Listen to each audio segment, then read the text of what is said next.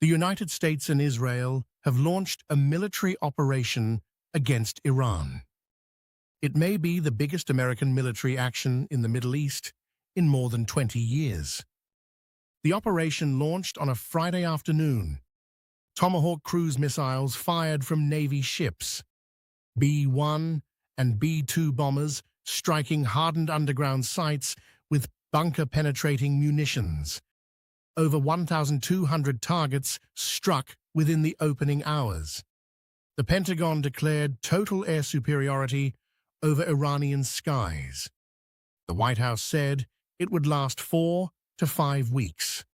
Senior officials told reporters they were already ahead of schedule. But a single question cuts through the operational headlines. Is this a war with a defined end state, or the opening move of a conflict that no one fully controls? The Trump administration articulated 4 strategic objectives for the operation. First, destroy Iran's missile capabilities systematically on an hourly basis. Second, annihilate the Iranian Navy. Officials claimed 10 vessels already sunk. Third, permanently prevent Iran from acquiring a nuclear weapon. Fourth, eliminate the regime's ability to fund and direct proxy forces across the region.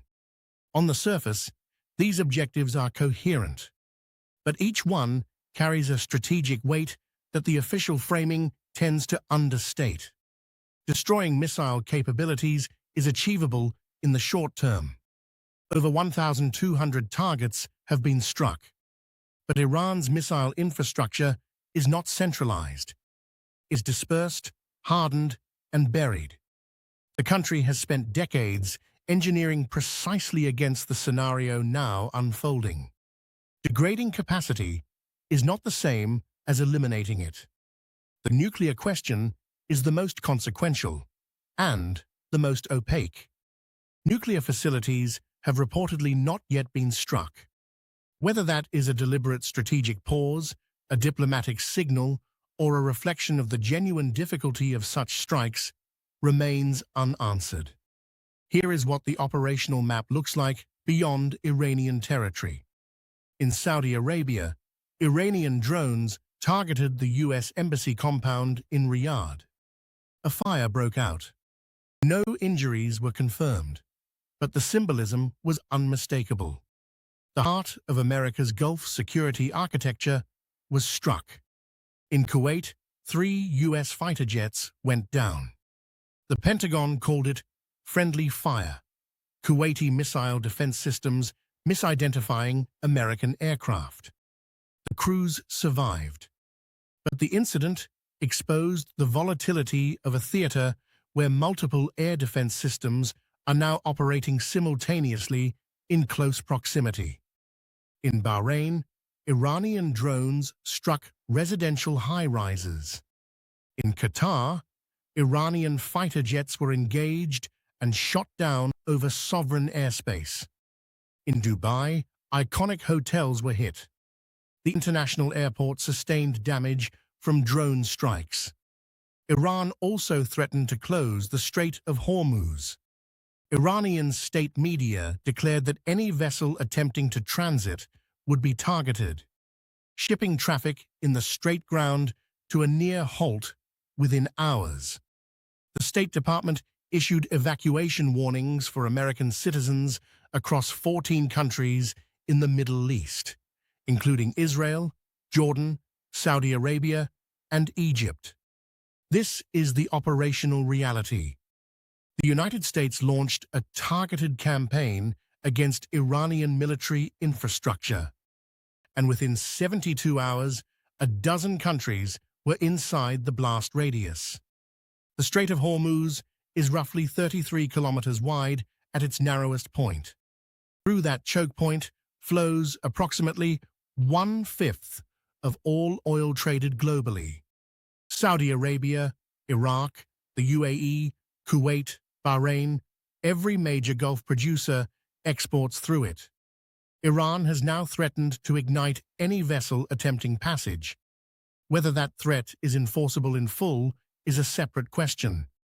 But the threat alone has already moved markets. Oil prices jumped the day the operation began. Every dollar that oil prices rise translates to roughly 2.5 cents per gallon at American pumps. A sustained $40 per barrel spike, which analysts consider plausible, under a genuine Hormuz closure, would add approximately $1 to the national average. A $60 spike approaches $2.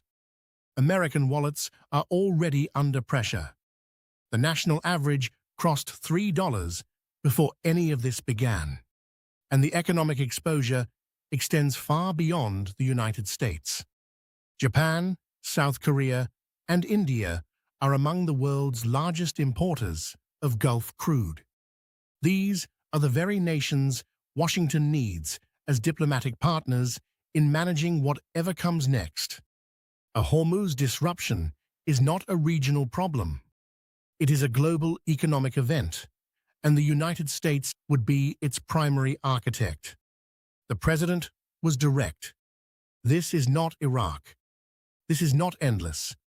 We will go as far as we need to go, but we are not rolling 200,000 people in there for 20 years. That is a meaningful commitment. It reflects a genuine shift in American strategic doctrine after 2 decades of costly ground campaigns. But the historical record of air campaigns as instruments of lasting strategic transformation is at best mixed. The 2011 Libya intervention removed Gaddafi from power within months. What followed was a decade of civil war, competing governments, and an arms proliferation problem that destabilized North Africa. The air campaign worked in the narrow military sense. The strategic outcome did not. Iraq, Syria, Afghanistan. The lesson that keeps emerging is not that military force cannot achieve tactical objectives. It is that the space created by military force tends to fill with complexity that planners did not model. Iran is a state with a population of 87 million, a deep sense of national identity, and a government that, despite its deep unpopularity among significant segments of the population, has demonstrated considerable resilience over 45 years. Regime change is desired, but not officially the goal, according to senior officials. That contradiction has not been resolved. And the Secretary of State made clear, the hardest hits are yet to come. We are not near the end of the kinetic phase. We are more likely somewhere in the middle of the beginning. One detail in the available reporting is worth dwelling on. A senior negotiator directly involved in talks between Washington and Tehran said that negotiations had been making progress and were scheduled to resume when the operation was launched. The White House's stated position is that Iran walked away from negotiations. The negotiator's account directly contradicts that framing. Both versions cannot be fully true simultaneously, and the gap between them matters because the post-conflict question of whether there is a viable diplomatic path forward will depend entirely on whether any trust can be rebuilt across a channel that was apparently still functioning until hours before the bombs fell. Wars that begin without a clear off-ramp tend to be the most expensive, not because the military objectives cannot be met, but because the question of what winning looks like has no agreed answer. The United States has demonstrated overwhelming conventional military superiority. Over 1,200 Iranian targets struck. Air superiority established. Senior regime figures killed. Naval assets destroyed. That is not a trivial set of accomplishments. But the strategic balance sheet has entries on both sides. The conflict has already spread to 12 countries. A credible threat to close the world's most critical oil chokepoint is now on the table. American allies in the Gulf are absorbing Iranian strikes. The nuclear program, the central stated justification, remains untouched. The diplomatic channel that was open is now severed, and no one has articulated a clear, verifiable definition of what success looks like from here. The administration's theory of the operation appears to be this: move fast, hit hard, overwhelm, before Iran can adapt. That is a coherent doctrine. The risk is that speed creates facts on the ground faster than strategy can absorb them.